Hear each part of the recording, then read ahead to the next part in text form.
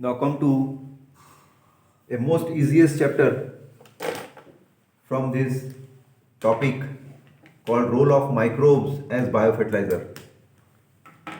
Here two wordings are there. One is fertilizer and one is microbes. Already अपना chapter का नाम है microbes in human welfare, जिसमें अपन ने डिस्कस कर चुके कि ऐसे बहुत सारे माइक्रो ऑर्गेनिजम्स हैं जो अलग अलग इंडस्ट्रीज में यूज में आ रहे हैं and they are helpful for life. जैसे अपन ने शुरुआत में डिस्कस किए कि वो डेयरी इंडस्ट्री में काम आए, फूड इंडस्ट्री में काम आए, एंटीबायोटिक्स में काम आए, इज इट क्लियर, एंजाइम्स बनाने के लिए काम आए। Now here we want to discuss how these microbes they are used by farmer so that farmer is benefited. First of all, you should know regarding a term called fertilizer. What do you mean by fertilizer? Fertilizers are nothing but a type of material which are added to soil. Which are added to soil. ऐसा material जो soil में add करना है, which increases amount of nutrient, जो increase करेगा amount of nutrient,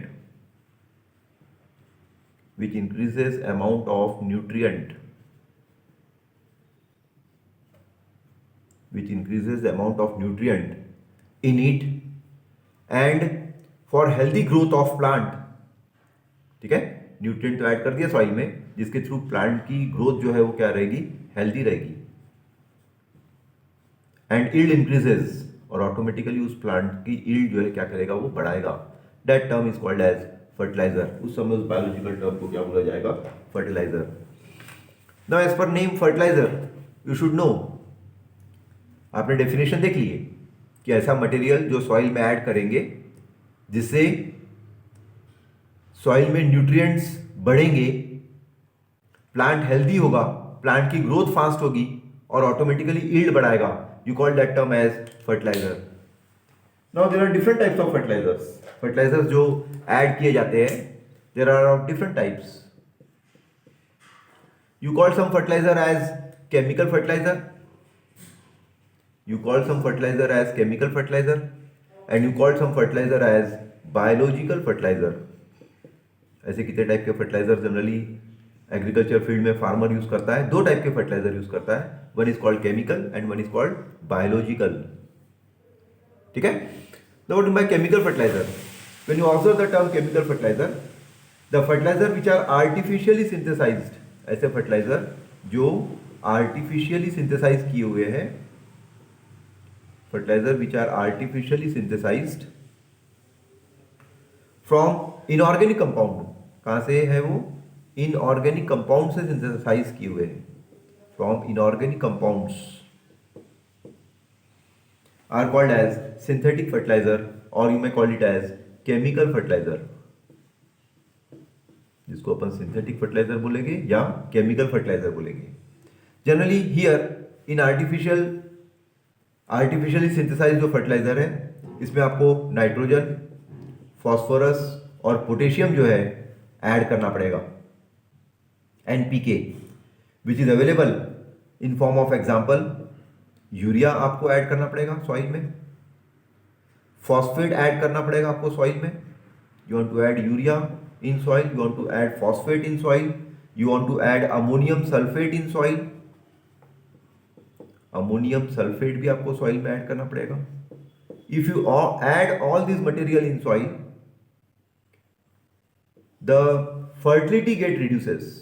अगर large quantity में अगर आपने इसको ऐड कर दिए तो सॉइल की फर्टिलिटी जो है कम हो जाएगी, सॉइल का ईल्ड कम हो जाएगा। Even there is pollution also, even वो क्या करेगा, पॉल्यूशन भी क्रिएट करेगा, चाहे वो एयर पॉल्यूशन हो रहा हो, वाटर पॉल्यूशन हो रहा हो, सॉइल पॉल्यूशन हो रहा हो।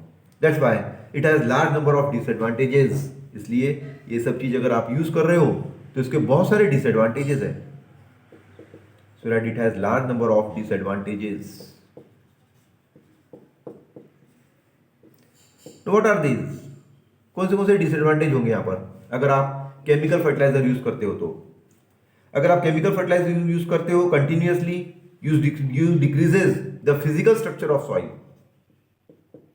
जिसके थ्रू सॉइल का फिजिकल स्ट्रक्चर जो है, it decreases the physical structure of soil. Soil जिस लेवल का रहना चाहिए, जो पोरस रहना चाहिए, वो पोरस जो है सॉइल नहीं रह पाएगा। Second point, it destroy the flora and fauna. It destroy flora and fauna. Flora and fauna, ये एक सेकंड ड्रॉबैक आ जाएगा, ये एक सेकंड ड्रॉबैक आ जाएगा। Third, it is costly and expensive. ये कॉस्टली भी है और एक्सपेंसिव भी है। फोर्थ कैरेक्टरिस्टिक फीचर, डिसएडवांटेज आएगा, देयर प्रोडक्शन रिलीजेस पॉल्यूटेंट। इनका अगर प्रोडक्शन कर रहे हो आप इंडस्ट्रीज में, फैक्ट्री में, तो ये पॉल्यूटेंट्स रिलीज करेंगे। Is it clear? तो these are the disadvantages if you use this type of fertiliser. Now what are the advantages of it? अब इसके एडवांटेजेस क्या क्या है? Large number of advantages are there if you use it. Now what are the advantages of called chemical fertiliser? Chemical fertiliser के अपने को क्या discuss करना है? Advantages.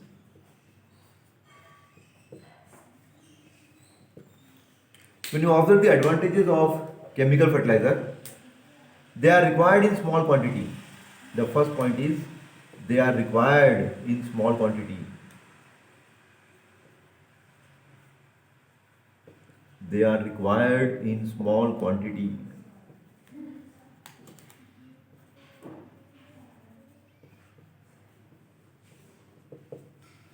Second point, they are water soluble and readily absorbed by plant.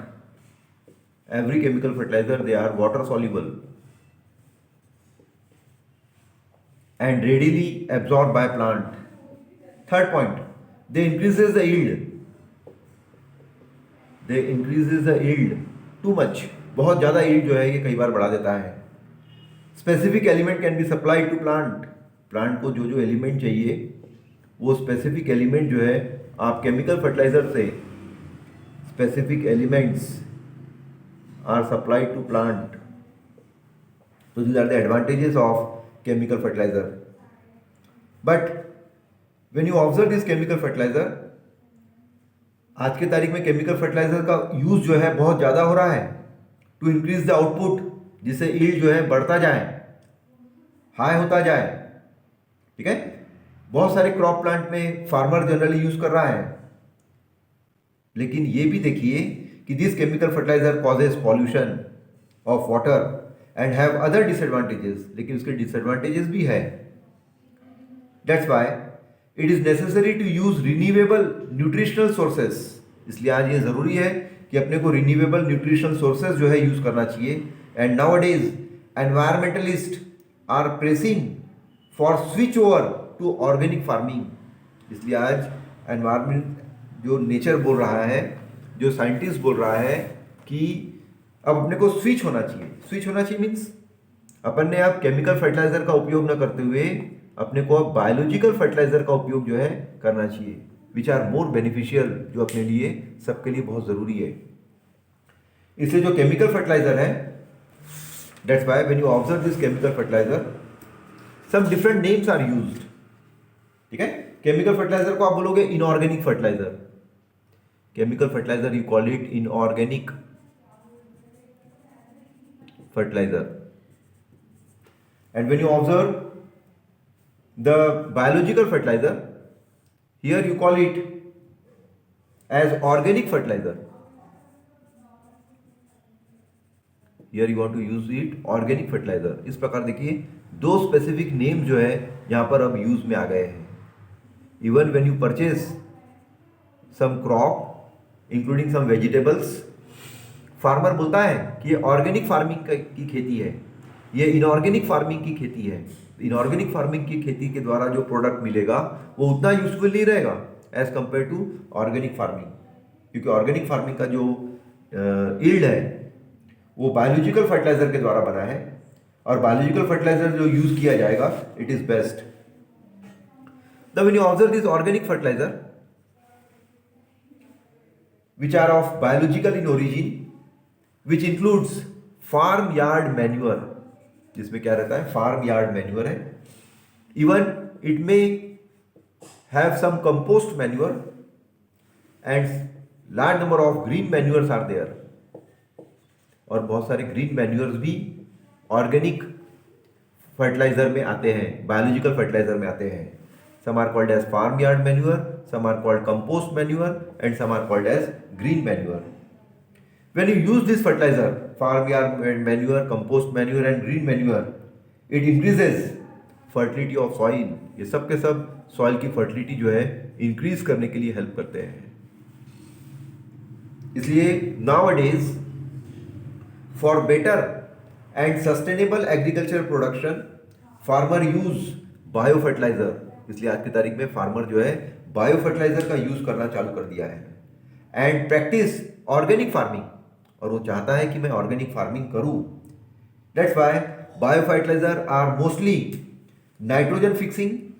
Bio fertiliser जो use किया जा रहा है वो जनरली नाइट्रोजन फिक्सिंग रहते हैं. इसका मतलब स्पेशल बैक्टीरियाज है जो नेचर से, एटमॉस्फेयर से नाइट्रोजन को फिक्स करने का काम करेंगे. Some have some living microorganisms, कुछ लिविंग माइक्रोऑर्गेनिजम्स भी है which enrich the nutrient and quality of soil, which includes some bacteria. इसमें कुछ नेचर में कुछ बैक्टीरियाज भी है which are beneficial. Some are cyanobacteria which you call it as blue green algae and some are fungi. और कुछ nature में fungus भी है which are helpful for farmer and they are called as friend of farmer and they are always eco friendly. और ये सब के सब eco friendly है. That's why whenever a biofertilizer are commercial preparation, इसलिए बायोफर्टिलाइजर जो है they are commercial preparation of readymade use, ready to use live bacteria और fungal formulation. Their application to plant soil और composting pits helps to enrich the soil fertility due to their biological activity. कभी भी any time अगर आप ये organisms को use करते हो एग्रीकल्चर फील्ड में तो always it is benefited. That's why use of biofertiliser is cost effective and eco-friendly. They play important role in maintaining a long-term soil fertility and sustainability.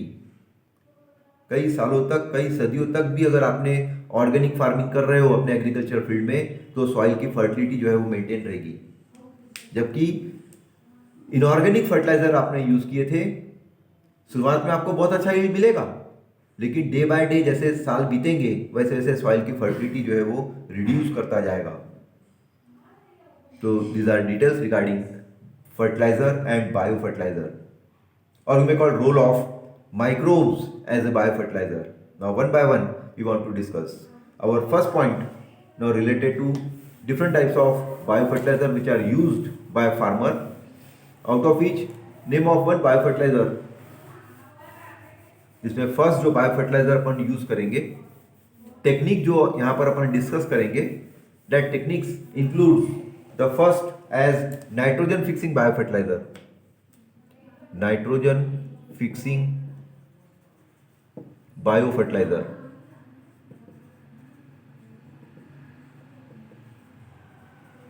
This is first point. Second one is phosphate solubilizing biofertilizer. Phosphate solubilizing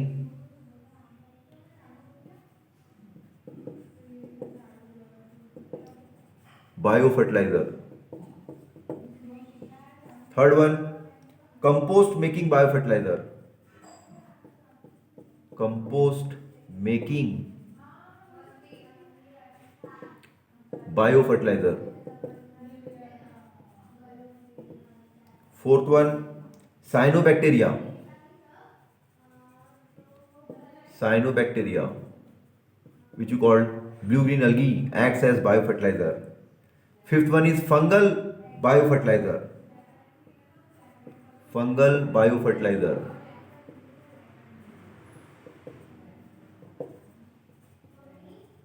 Fungal biofertilizer, which includes two types. One is called as ectomycorrhiza and endomycorrhiza. जो दो type के हैं, एक एक्टोमाइकोराइजा कहलाता है और एक एंडोमाइकोराइजा कहलाते हैं. ठीक है. So these are the special types of biofertilizer. One is nitrogen fixing biofertilizer, one is phosphate solubilizing biofertilizer, one is compost making biofertilizer, one is cyanobacteria, and one is fungal biofertilizer. Now come to first one called as nitrogen fixing biofertilizer. As per name, nitrogen fixing biofertiliser, इसका मतलब nature में कुछ nitrogen fixing micro organisms है, atmosphere में कुछ nitrogen fixing micro organisms है which convert atmospheric nitrogen into nitrogenous compound like nitrate and nitrites. When you observe the nature, some nitrogen fixing microorganisms are there which converts atmospheric nitrogen into nitrates and nitrites via ammonia. ये सब convert कर रहा है organism, ठीक है, nitrates और nitrites में. इसलिए जो नाइट्रोजन फिक्सिंग माइक्रोऑर्गेनिजम्स रहते हैं they are generally called as diazotrophs. MCQs में आता है ये, डिफाइन डाइजोट्रॉप्स. या nitrogen fixing microorganisms are called as dash. At a time you want to use this biological word called diazotrophs. And these are two type, और ये डाइजोट्रॉप्स जो है वो दो टाइप के हैं. These are of two major types, disotrops. One you call it as symbiotic nitrogen fixing microorganism. One is described as symbiotic nitrogen fixing microorganisms, and one is described as free living nitrogen fixing microorganisms, or you call it as non-symbiotic nitrogen fixing microorganism. Non-symbiotic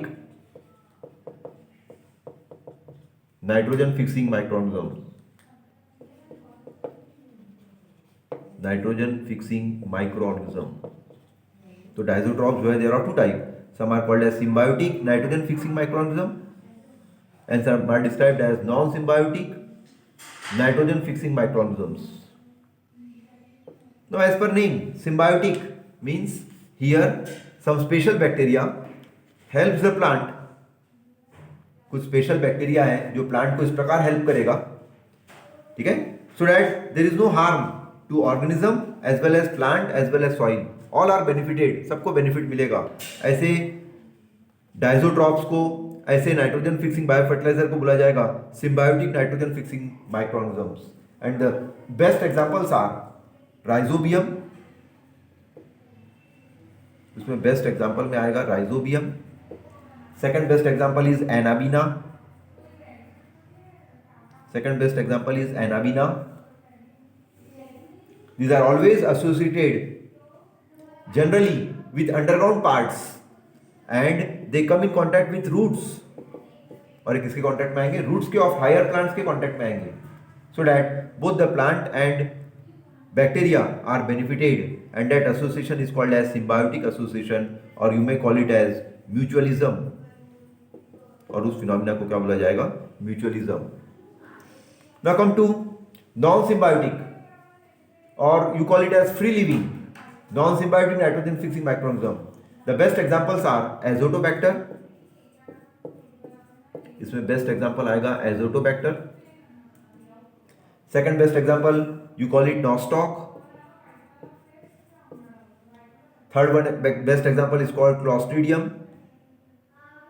Third best example is called Clostridium, which is also a non-symbiotic in nature, and one is called as Klebsiella. Klebsiella. All these names you want to learn it.